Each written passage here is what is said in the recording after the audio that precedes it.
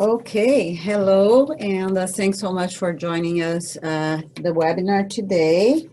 I'm gonna introduce myself first, so we leave a little time for people to start joining us, keep joining us. So I will coordinate the webinar. My name is Beatriz Carlini, and I wear a couple of hats here at Northwest ATTC. I'm a systems change specialist, and I also coordinate the Northwest ATTC webinar series. First of all, questions can be made throughout the presentation, but we are just going to address them at the end. So you can type at any time in the chat box, as it says. I will answer at the end. Also, we have always a lot of questions about, is this webinar or the slides are going to be available afterwards? Yes, they will, max between 24 and 48 hours. We are going to post in our website, and the link is right there, but you can always put, Northwest ATTC in Google and you'll find it. And it will be a ADA compliant recording of the presentation. So that being said, there was already a question about completion certificate. We'll address this at the end, but yes, we are going to be able to provide certificates of attendance for this webinar.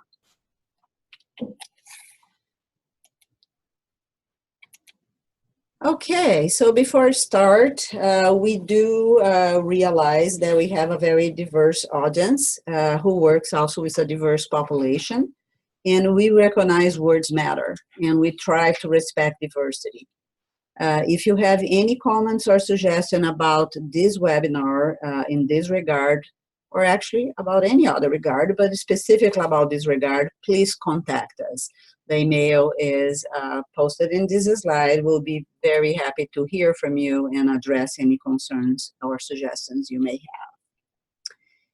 That being said, we are very lucky and glad to have our presenter today talk about methamphetamine use trends and consequences in the Northwestern United States. Dr. Glick is at the UW School of Medicine in the Division of Allergy and Infectious Disease. She's also an epidemiologist at King County in the HIV and STD program. And her focus of research is on health consequences of injection, drug use, and harm reduction strategies. That being said, without further ado, we are going to then transition to you, Dr. Glick, the presentation. And once you click on it, you'll have access. Thanks so much for joining us. Great. Thank you so much, Bia, and good afternoon, everyone. I really appreciate the Northwest Addiction Technology Transfer Center staff and the organizers for inviting me to present today. As you can see on my title slide, I'll be talking about methamphetamine use trends and health consequences here in the Northwestern United States. And I'll be presenting data from all 4 of the states that are represented by you all. But before we start, I do want to share just a little bit about my unique professional position. I'm on the School of Medicine faculty at UW, but I am equally, if sometimes not more, involved as a health department epidemiologist at Public Health Seattle and King County, and specifically in our HIV program. And this has provided me with the opportunity to work in both research and public health practice worlds. So as you'll see throughout my presentation, most of the data I'll be presenting comes from our local health department and our partner health departments. Today, I'll first talk a bit about what methamphetamine is, and that includes how it's used, what its health consequences are, etc. And of course, many of you have been working with patients or clients who use meth for quite a long time, so I'll spend the bulk of my time today talking and answering the question, why are we talking about meth yet again? I'll talk specifically about methamphetamine and HIV, and also spend a little bit of time reviewing some data we have on why people use meth. I'll also talk about, somewhat briefly, current treatment options, as well as harm reduction strategies. And then after I offer some conclusions, there should be plenty of time for Q&A. If we were meeting in person, I'd be asking you to shower me with questions as I go along, but I know that this isn't the method for that, so please hold your questions and I'll be sure to get to them at the end. Okay, without further ado, what is methamphetamine? Meth is a synthetic or a person-made drug that is manufactured by mixing an amphetamine, something like pseudoephedrine, so what's found in Sudafed, with other chemicals. And those other chemicals can be things that are found in fertilizers, various cleaners, and automobile fluids. Meth is known by a lot of names. Mostly today, I'll be using the shortened version, meth, but in populations that we work with, you'll probably hear things like Tina, crank, ice, or crystal, and a lot of those names reflect what meth looks like. You can see on the right the two different primary forms that meth comes in. It is a very powerful and highly addictive stimulant. It affects the central nervous system. And the high from meth is long-lasting. It's generally 8 to 12 hours, which is quite a bit longer than other common stimulants like cocaine, and certainly longer than many opioids like heroin. In the United States, meth is currently a Schedule II stimulant, and that means that it still can be legally prescribed, but only in very limited amounts. And this is typically, when it is done to treat things like ADHD or some types of obesity, because it can be used as an appetite suppressant. But these uses are quite rare and are certainly at lower doses than what we would see among people with a substance use disorder. There are myriad ways to use meth. If you can think of it, it's probably been done. The most common route is through smoking. This produces a quick and long-lasting high. It can also be injected into veins. This injection also produces a quick high. And as I'll be spending a lot of my time talking about today, it's associated with the most risk to the person using the drug. Other methods can include eating, snorting, dissolving the drug in one's mouth, administering it rectally, which is known as booty bumping, or dissolving meth in a liquid and then drinking it. So how does meth actually work? Well, the effects of meth are due to pretty profound changes in brain chemistry. First, using meth causes, or I should say overall, it causes the release of 3 neurotransmitters, and these are molecules that send messages between neurons and other parts of the body.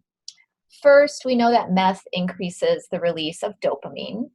This is, of course, involved in a person's movement, their attention, their ability to learn, and their emotional responses. It's really a key player in our body's reward and reinforcement system.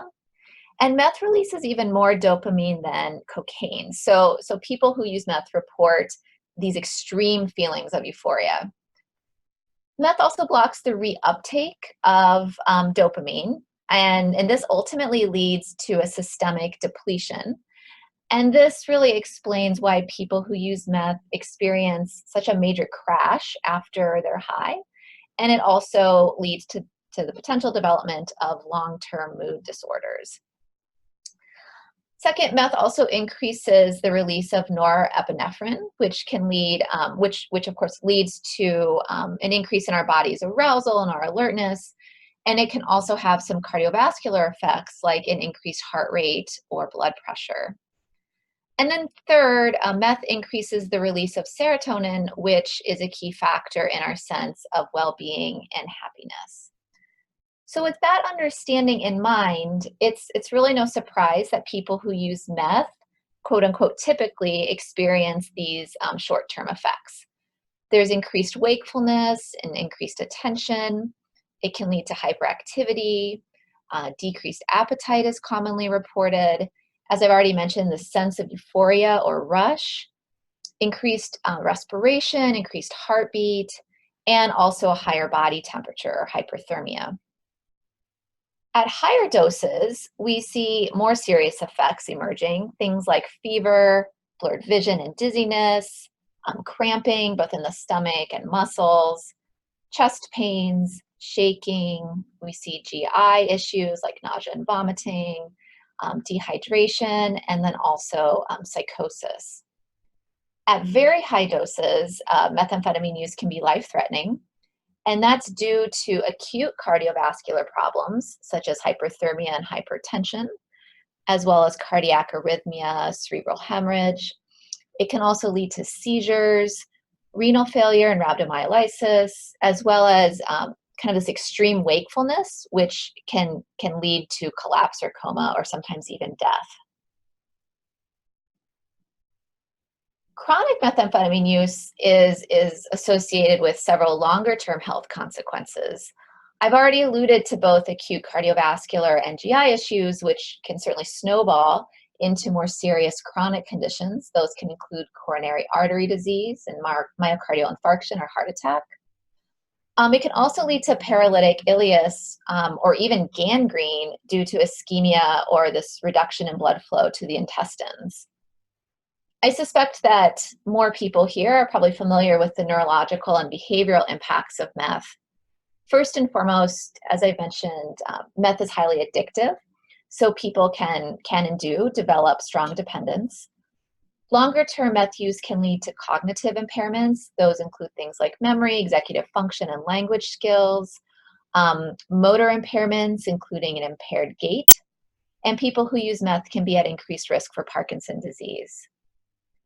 Chronic meth use also is associated with anxiety and depression, violent behaviors, insomnia, these repetitive motions, or stereotypy, severe dental disease. We've heard, of course, in the media about things like meth mouth, which can develop due to a combination of factors, including dehydration, bruxism or grinding of the teeth, and poor oral hygiene. And people may report that their skin feels like there are bugs crawling on it, so they're often scratching their skin. And then finally, as I've already mentioned, one of the true hallmarks of chronic meth use is psychosis, which for some people can present similarly to schizophrenia.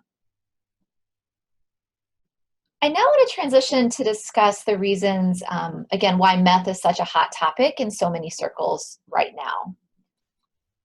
First, I'd like to give you a little history lesson.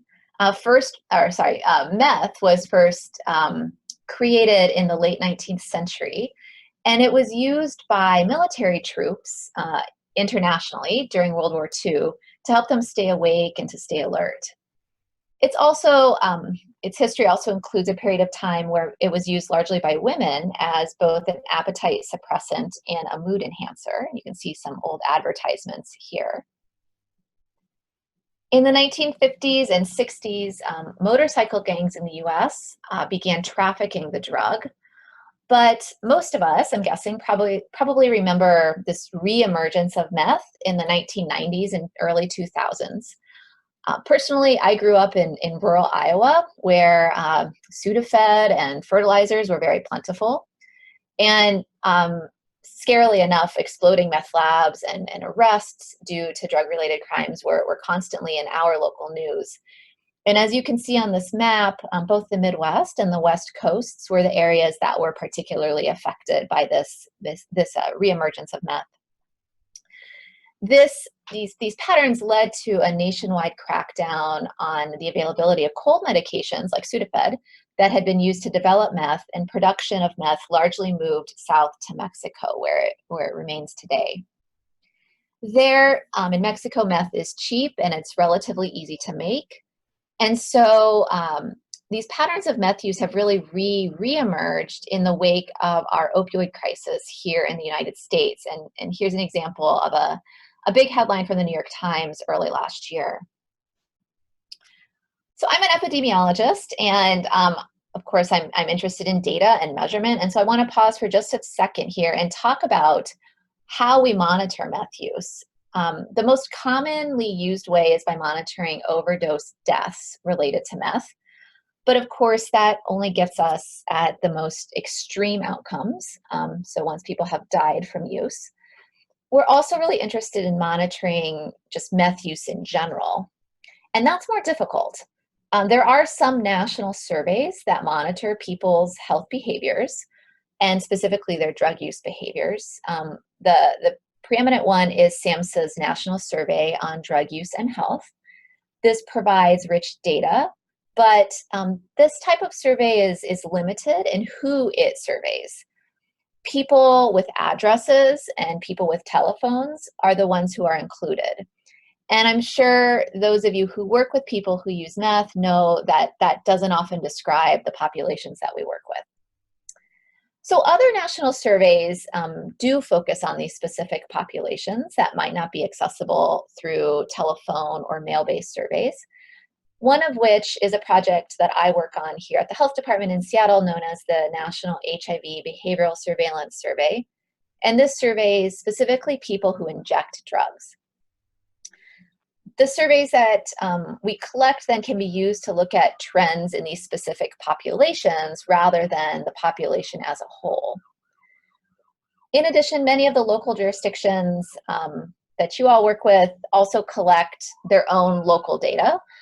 Here in King County, one of the surveys that we do is a biennial survey of our syringe service program clients, and I'll be presenting some data from a survey we just wrapped up later on. And then in addition to these larger surveys, there are additional ways to monitor meth use. These are through more indirect measures like treatment admissions and law enforcement seizures. And then, I'm not talking about it today, but it's always everybody's favorite, wastewater analysis. First, let's look at trends in overdose deaths involving meth. So these data are very recent, and they come from the Center for Disease Control and Prevention, or the CDC, looking at national rates of overdose that involve psychostimulants. And psychostimulants include meth, but it also includes other drugs. So I just want to say that as a caveat. The graph on the left shows deaths where people also had opioids in their body. And the graph on the right shows deaths where people did not have opioids in their body. And we'll just focus in both cases on the dark blue solid line. And that line shows all psychostimulant deaths from overdose.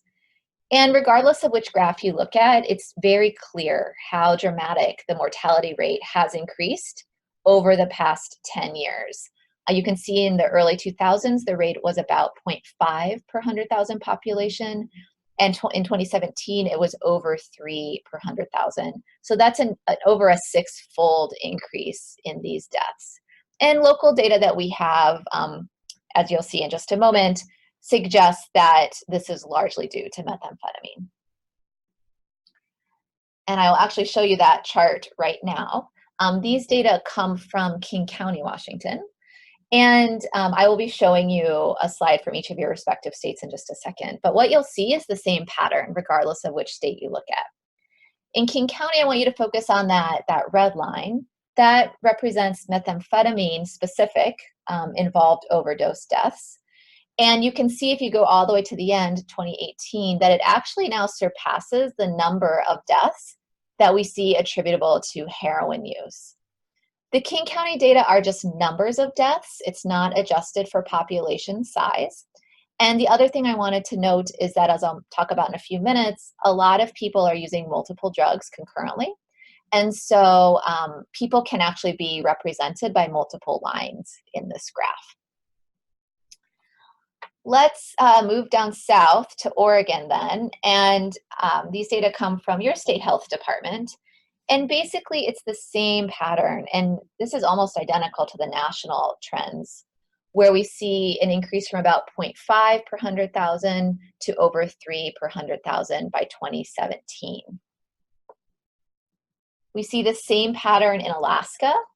There are fewer deaths overall because of the smaller population. And if you want to get into the nitty-gritty here, if you look at that left-hand axis on the graph, you can see that the rates are actually quite a bit higher overall. It was still about a 6-fold increase over the past decade, but it started from about 1.5 to about 6 per 100,000. So similar trends in Alaska, although the overall mortality rate is higher. And then finally, I don't have quite the same graph for Idaho, but what they were able to share with me was the proportion of deaths due to drug overdose that were attributable to psychostimulant use. So in 2014, 15% of overdose deaths were among people who use psychostimulants or had that in their body. And in 2017, that proportion had increased to 22%. So still the same suggestion of a similar trend. Now I'll shift from talking about overdose deaths to methamphetamine use in general. These data come from that large national survey I mentioned before, the National Survey on Drug Use and Health. And again, this is a survey of the general population. And so that includes questions to everybody about their drug use in the past year. And so what you can see here is quite different. There really hasn't been a lot of change in the proportion of people reporting using meth in the past year over the past 3 years.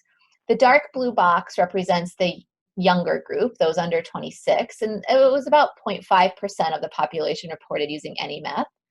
And in the quote older group, those who are 26 and older, use was lower at about 0.3 or 0.4% per year. But the story goes back to that previous story. When we focus on when we focus on populations of people who are already using substances. So this study included people who received treatment for opioid use disorder between 2011 and 2017. And you can see that the proportion of people who also reported meth use in the past month nearly doubled during that time period, increased from about 19% to over 34%. So what this suggests is that it's not necessarily new people who are being introduced to meth, but rather people who are already using other drugs like opioids, and they are now also using meth. We were really interested in exploring this further in King County, Washington. And so in this study that I worked on, we focused on those surveys of people who inject drugs, or PWID. And we've been doing these for over the past decade or more, and so we have lots of rounds of data to look at trends. As I mentioned, we have two surveys, the NHBS survey, which is the one that focuses on HIV and includes HIV testing. And then we also have the survey of Syringe Services clients, or SSP clients. First, we looked at men who have sex with men, or MSM. This is a population that has traditionally had higher rates of meth use. And I'll talk about that a little bit more later on. As you can see, among the MSM who inject drugs, the vast majority inject meth. And this really was not surprising to us. Although even in that group, this has increased a bit over the past 10 years. But if you shift to the right-hand side of the slide, what you can see is that it's this largely heterosexual group of women and other men who inject drugs where we've seen the biggest increase in meth use. About a quarter of these PWID reported using any meth in 2009. And in the survey that we just wrapped up about 1 week ago, that proportion increased to over 3/4, or 78%.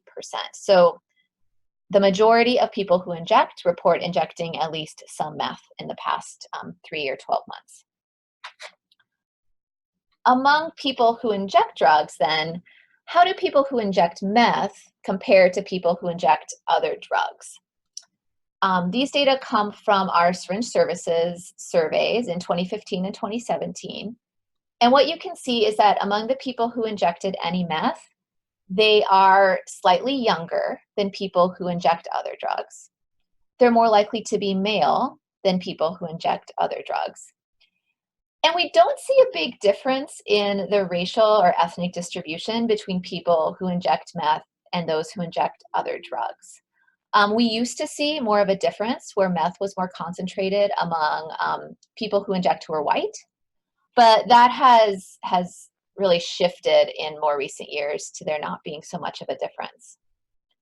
On the other hand, we do see a very big difference between those who inject meth and those who don't in their housing status, with people who injecting meth being much more likely to be homeless or unstably housed at 74%, very high.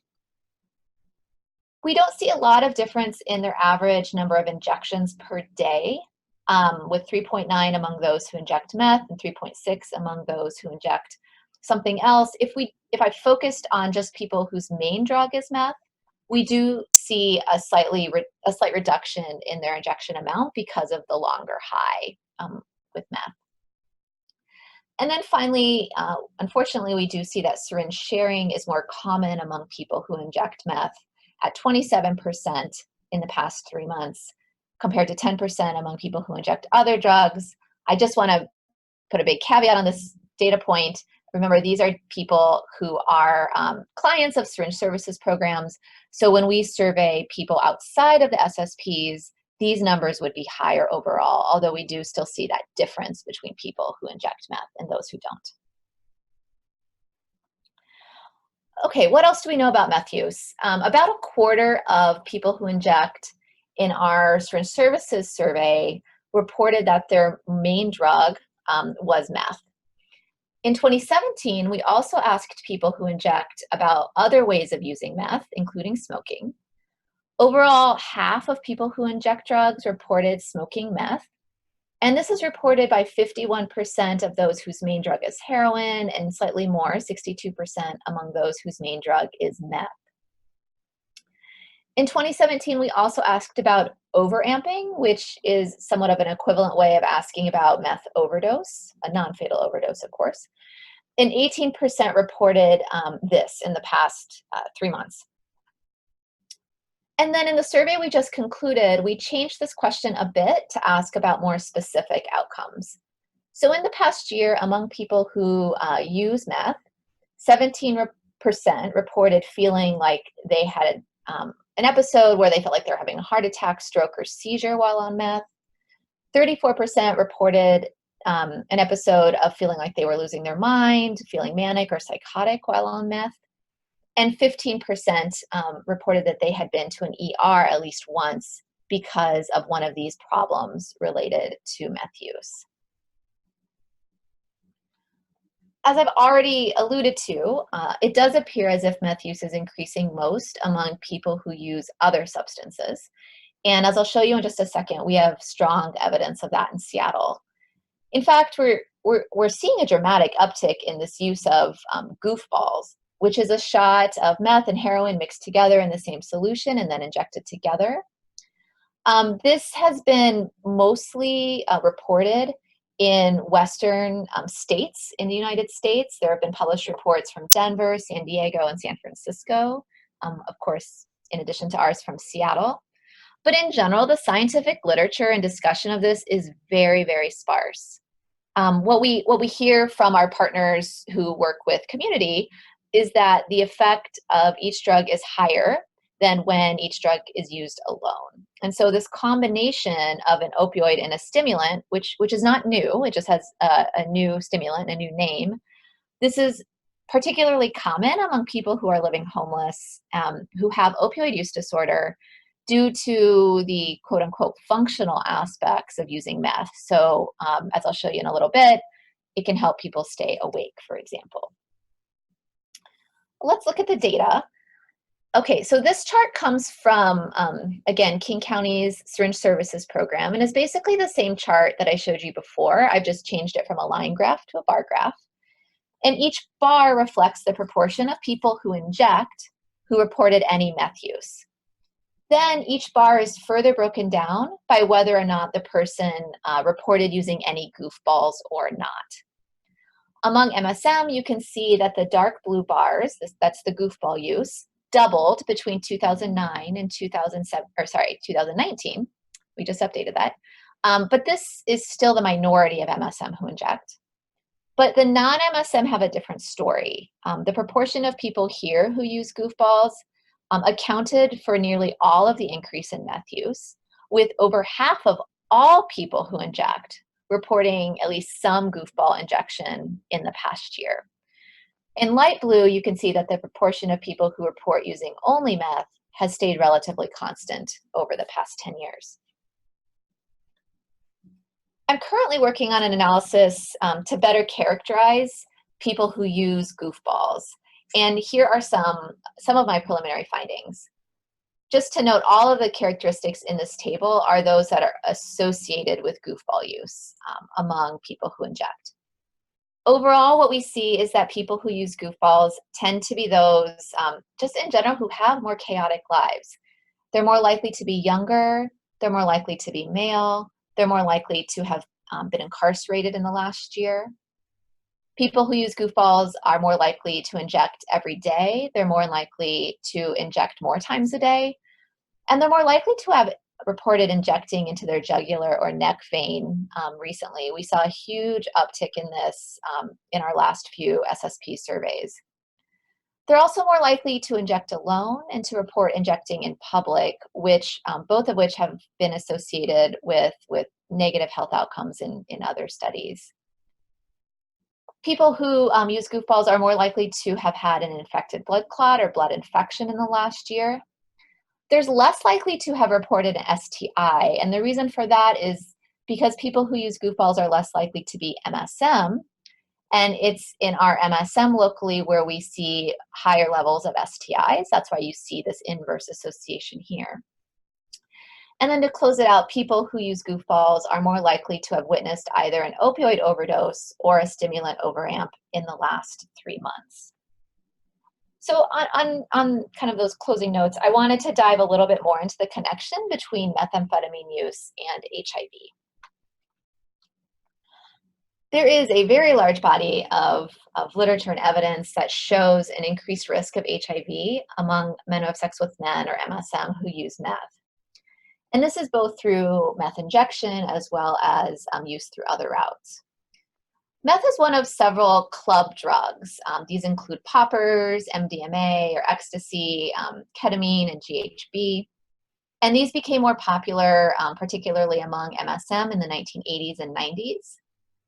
Because meth is associated with these feelings of euphoria and hypersexuality, it can lead to the lowering of sexual inhibitions and this feeling of increased confidence, which then can be associated with sexual behaviors that increase the risk of HIV transmission. More recently, data have shown that meth use is associated with lower adherence to HIV pre-exposure prophylaxis or PrEP. And this is particularly troubling because MSM who use meth are one of the most critical populations for PrEP use.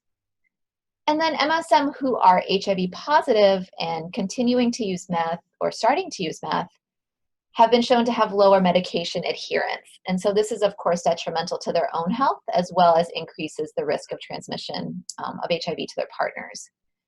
Here in King County, we have recognized meth as a predictor of HIV among MSM. And it's one of our health department's local indicators for both an increased recommendation for HIV and STI testing, as well as for PrEP use. Just to give you a sense of how strong the association between HIV and meth is, I wanted to show you a chart that shows the prevalence of HIV in the different groups that we survey in our health department. This is data from the NHBS survey that I work on, and in these surveys, we test everyone for HIV. And among the MSM who report meth use, we pretty consistently see an HIV prevalence of between 40 and 45%. This is in contrast to MSM in general, where we see a prevalence between about 15 and 20%. And that's in contrast to people who inject drugs who are not MSM, where we've seen historically a lower HIV prevalence of 3%. And then our heterosexual population has a very low HIV prevalence of less than 1%. So as we started to see meth use increase in that yellow group there, the people who inject who aren't MSM, what we have been increasingly concerned about is the potential for HIV to spread from that green group, the MSM who use meth, which has a very high prevalence of HIV. So in other words, we know that HIV prevalence is high in MSM who inject and use meth, and relatively low in people who inject drugs who are not MSM. But as meth use increases in that PWID non-MSM group, what if there is more mixing or equipment sharing between the two groups? Could this be a bridge to increased HIV transmission to non-MSM PWID? To look at that, we needed to dig into the data that we have on syringe sharing. In our NHBS surveys, we ask participants about their frequency of sharing and about the characteristics of their last sharing partner. First, what you can see is that over half of MSM and nearly 3/4 of non-MSM reported sharing any injection equipment in the past year. And then when we focus on just any syringe sharing, and again, this is the non-SSP population, that's why we're seeing higher rates here. What we see is 25% of MSM and 42% of the non-MSM reporting any syringe sharing in the past year.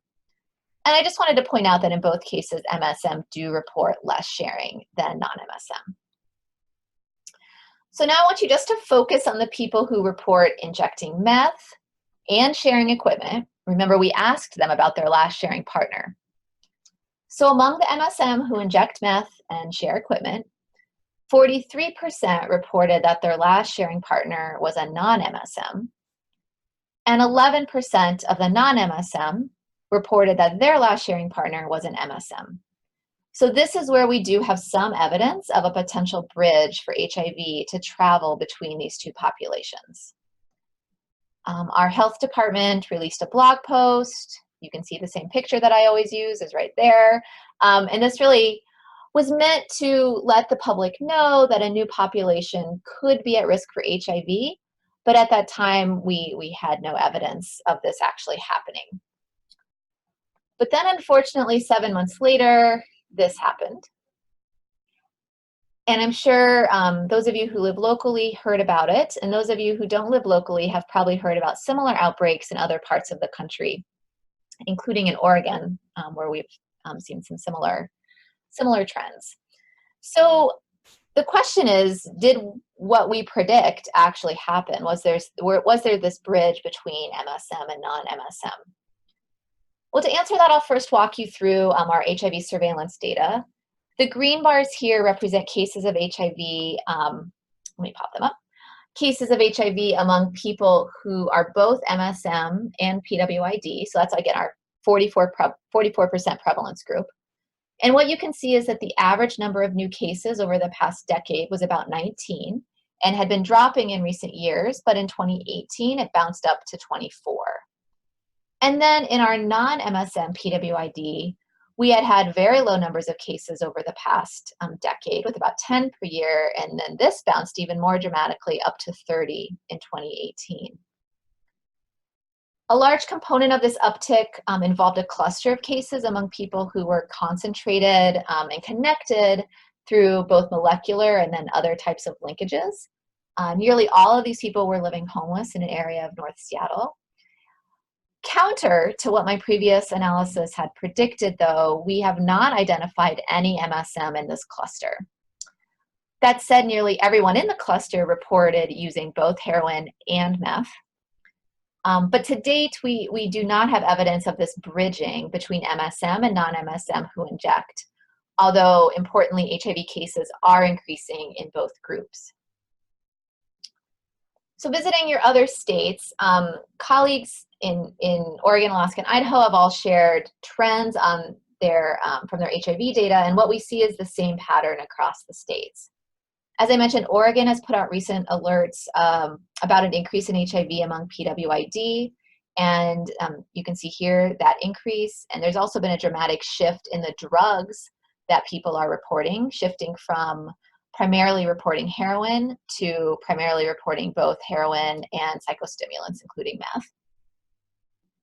In Alaska, we see the same trend, although of course the numbers are considerably smaller, with less than 10 per year, but that pattern is the same. And in fact, in 2018, all 7 new HIV cases reported using meth. And then in Idaho, the numbers are small like Alaska, but the proportion of cases, of new HIV cases who are PWID remains pretty high, among 20%, which is significantly higher than national averages. Okay, now I want to shift gears a bit and move away from the outcomes of meth use and talk about both the motivations for meth use as well as strategies for reducing both use and risk related to meth use. First of all, I do not have, nor do I I think there exists a definitive answer to the question about why people use meth. We've asked people that we work with about this, and I do think their responses help shed some light on both the challenges and then the opportunities for working with people who use meth. In our 2018 NHBS survey of people who inject, we asked them why they use meth. And this was an exploratory question, so I fully admit that there could have been other response options and things may have been worded differently, but this was our first time doing it, and I think we still learned a lot and can ask even better questions in the future. So the three most common reasons at the top there, I think, really reflect the three main themes we see across all of the responses. First, meth helps people function. It helps them get things done. Second, people like the high. And third, there is just this sense of it being everywhere, where other people are using it, so I am too. And that also kind of dovetails into that fourth line, that it's cheaper and easier to find than other drugs. Because so many of the people we talk with are living homeless, we ask them about whether or not they use meth to stay awake, to either make money, or because they don't have a safe place to sleep. And we saw those both as fairly common responses. We asked people what helped them enjoy sex more. That was common, particularly among the subset of MSM who inject. And then we also asked if it helped them stop or reduce their heroin use, which 28% said yes, but I will make a big note here that this is not an evidence-based intervention by any means. It's just what people are reporting. And then the other responses were really illuminating, included things about meth helping them focus, that enhanced high I mentioned earlier, helping them stay awake in general. We heard several people mention that they used it to self-treat their ADHD, to stay social, and then as an appetite suppressor. Now I'm going to pivot to talk about the treatment and harm reduction strategies that exist for people who use meth. Unfortunately, in general, there are very, very few evidence-based treatment options for people who use meth. This is not my area of expertise, and I would definitely encourage you to look at a previous ATTC seminar, if you haven't watched it already, which was from just last month, early June, by Richard Rawson, who is the author of many of the studies that report on treatment for meth use. And there you'll get a much more in-depth review of the different programs and the effects of those programs. But I'll just summarize them briefly here. The most common approaches have included both cognitive behavioral therapy, or CBT, and contingency management. One CBT model, which is known as the matrix model, that's the one that Dr. Rawson has published. This has been shown to reduce meth use using a 16-week intensive program, which involves a smorgasbord of activities, including behavioral and individual therapy, family therapy and education, participation in 12-step programming, and then drug testing. Second, contingency management uses incentives, often monetary, to reward people for engaging in positive behaviors, either engagement in treatment or abstinence from drug. And you can imagine that both of these methods are quite resource intensive and may not necessarily be the best fit for the populations that I described earlier. Unfortunately, unlike opioid use disorder, which of course has methadone and buprenorphine and naltrexone, there's no medication that has been shown to have good efficacy at reducing meth use. There have been some candidates. Mirtazapine, which is a commonly prescribed antidepressant, was shown in a randomized trial in San Francisco to increase abstinence, but this hasn't been widely replicated. Other medications, including bupropion or Wellbutrin, methylphenidate or Ritalin, and topiramate, have all been shown to have some efficacy in certain subgroups of people, but none of this has been consistent. And although I don't have any data to present today, I definitely want to be thinking about and remind you all that methamphetamine use may impact treatment for other substance use disorders, including opioid use disorder. I do have colleagues here at the UW who are now conducting an analysis to evaluate the impact of meth on treatment for opioid use disorder, and those findings should be published later this year.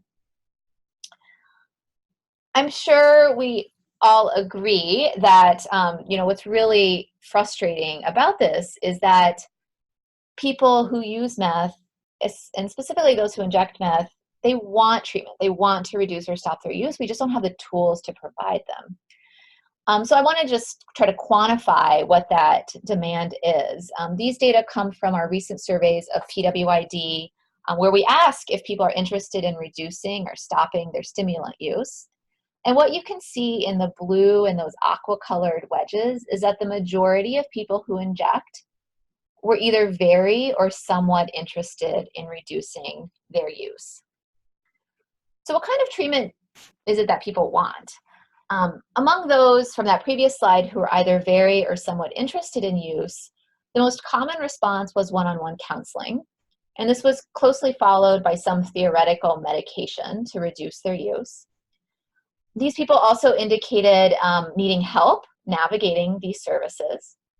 Somewhat fewer people indicating wanting detox or medications for mental health disorders in general, or either outpatient or inpatient programs, but still half the people were interested in all of these. So again, people want the help, we just don't have a lot of evidence-based options to offer them. One important thing to emphasize is this connection between mental health and meth use. My colleague, Vanessa McMahon, looked at data from the Washington State Survey of Syringe Services Programs. This data happens to exclude King County. And what you can see in that yellow box is that there was a significant association between people who were interested in treatment for methamphetamine use and people who were very or somewhat concerned about their mental health. So this really suggests that these services need to be coupled. And then finally, as someone who works very closely with our syringe services program and other harm reduction programs, I would certainly be remiss if I didn't close with some recommendations for what people can do to reduce risk and harm related to meth use.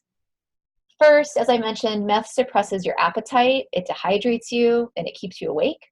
So it's critical that people have strategies for mitigating each of these. And I know these can seem very basic, but for someone who is homeless, these are real challenges. Second, for people, and particularly for MSM, who might be using meth in conjunction with sex, it's important for them to think about ways to reduce infectious disease transmission. And so for HIV, that should include PrEP. Third, to reduce the potential harms and anxiety that's associated with this meth-induced paranoia, people will benefit from developing strategies to try to mitigate that risk. So for example, if you have a patient working with you, you might just ask them what helps them feel safe, show some extra patience for their more impulsive behaviors. You can even set up your office to be more inviting. So maybe facing people away from doors or windows, dimming the lights, closing the curtains. And then last, but certainly not least, people who inject meth should have access to sterile equipment to reduce their risk of disease transmission and other injuries. And that should include both injection equipment and smoking equipment. Briefly, I just wanted to talk about this because we've explored this as a harm reduction strategy. And I'm realizing my animations aren't really working here. But we asked people about access to clean smoking equipment. And 8% of people reported that they were already using this. And 56% of people indicated that they were interested in getting smoking equipment for their methamphetamine use. Let's see if this works here. Oops, looks like that one froze. But what I can tell you is among the 8% who are already using clean equipment for their methamphetamine use, 31% reported that having access reduced their frequency of injection. And if you look at what you can't see here is among the 56% of people who were interested in using clean equipment for their methamphetamine, the majority, 73%, reported that they would reduce their injection frequency. So given the proliferation of meth use among people who inject, especially in the context of increasing HIV risk, we really need to be thinking about any and all ways to reduce risk among people. And this could be encouraging this transition from injecting to smoking as one strategy. in conclusion, these are the nuggets that I hope you take away from this presentation today. First, I think it's crystal clear that methamphetamine use is increasing in the US, and this is particularly so in our states, among the people who we work with who are already using other substances and people who are living homeless. I spent a lot of time talking about the negative health outcomes related to methamphetamine use. These include cardiovascular disease, HIV, cognitive decline, and mental health disorders, and also, of course, overdose, which I neglected to list there, but is paramount.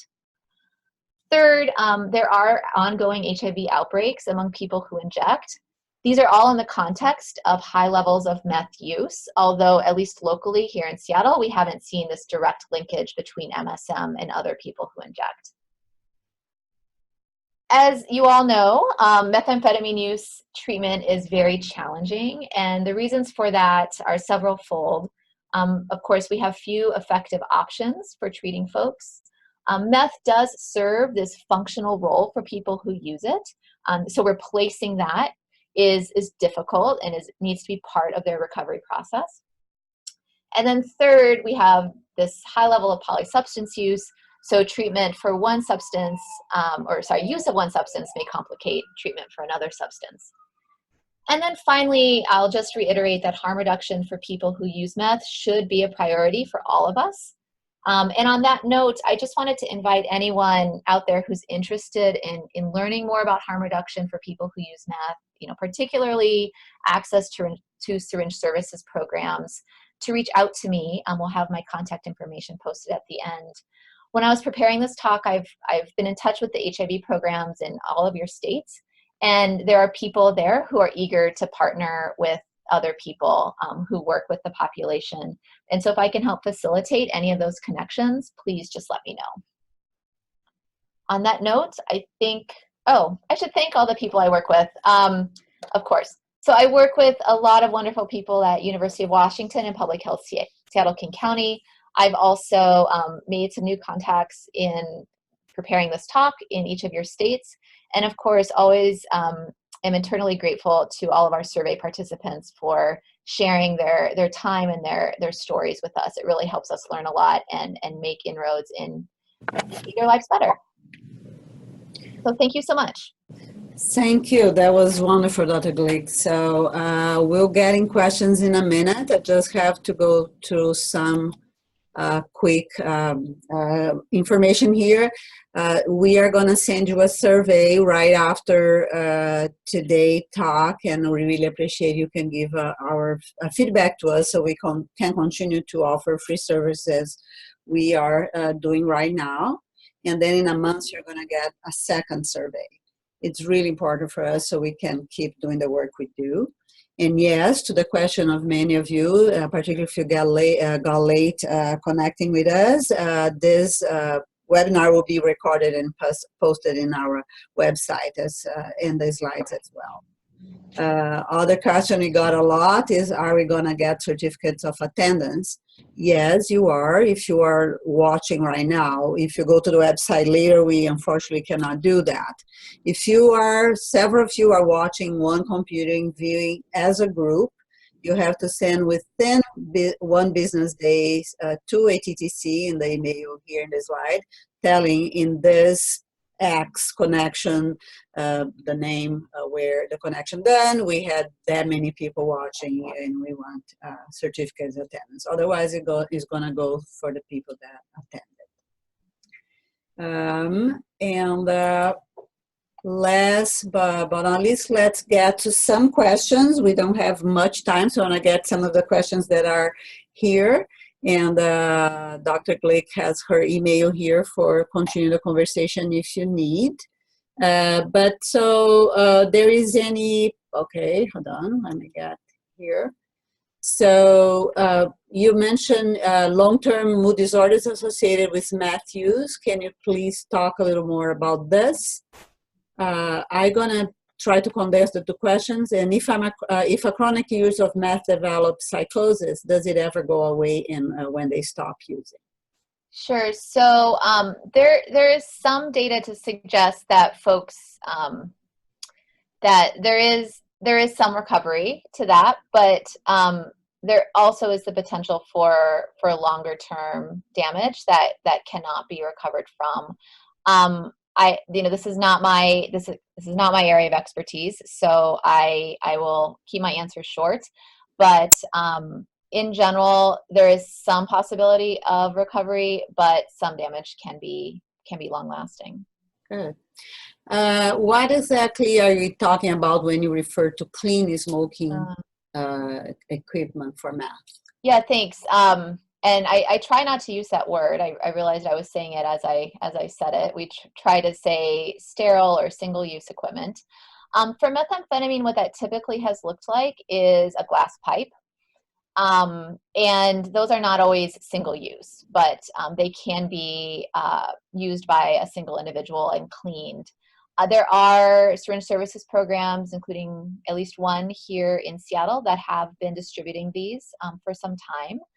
And they are also now expanding this to include pipes that are specific for heroin use. And we're also evaluating that to see if it is associated with a reduction in injection. If you are interested in getting this equipment, please reach out to me because I can connect you with folks who have very direct access to this. Okay, so there are two questions related. So how you OD for methamphetamine, and another one saying what is the difference between ODing from methamphetamine versus opiate?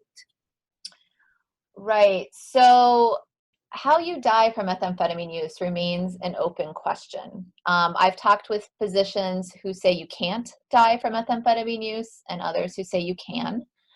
It does tend to look like cardiovascular failure. Although what I didn't get into detail here is that people who use meth because of the psychosis and erratic behaviors may also die from traumatic injuries, which may or may not be as closely linked to meth. Although here in Seattle, people who die undergo autopsy in which they're tested for drugs, and so we would know if they had methamphetamine in their body if it was a suspicious looking death. But I would say the jury is still out among clinicians in particular about how you die from meth use. Did I answer all of those questions? Yeah, you answered these specific questions. We still have 3 minutes, so if you don't mind going. So just another practical thing, the PowerPoint is going to be posted in our website, in Northwest ATTC website. If you don't have the address that was given several times throughout this presentation, you can Google it. Mm-hmm. And you don't have to do anything to get a certification. The certification is automatically sent to you. It's just that if you are in a group of people, several under the same registration computer, then you have to send us the number, the email, in an email in 24 hours telling the name of everybody. And the email was given also in the previous slide. You can wait until it's posted. Okay, so I'm going in order here. Is there any data on methamphetamines users who were first prescribed I don't know how to pronounce phenadate? Oh, right. So there is some data on that. We haven't looked at that locally. And it's tricky because, of course, there are a lot of similarities in the two drugs. And as I mentioned earlier, meth has been used in some cases to treat ADHD. And I think also the jury is still out on that. People who are prescribed methylphenidate or other stimulants, as kids or teens, need that in order to treat their ADHD. And it may be the kids who were not treated as youth who are the ones who might go on to find meth so useful and appealing. And so there might be this connection between ADHD and meth use later, but it might be that people are trying to self-treat themselves. There is literature out there, and I'd be happy to point people to that if they're interested. Okay. So what is the data on meth use and experience with naloxone? Well, first of all, naloxone, of course, cannot be used to reverse a methamphetamine overamp or overdose. So naloxone is specific to an opioid-related overdose.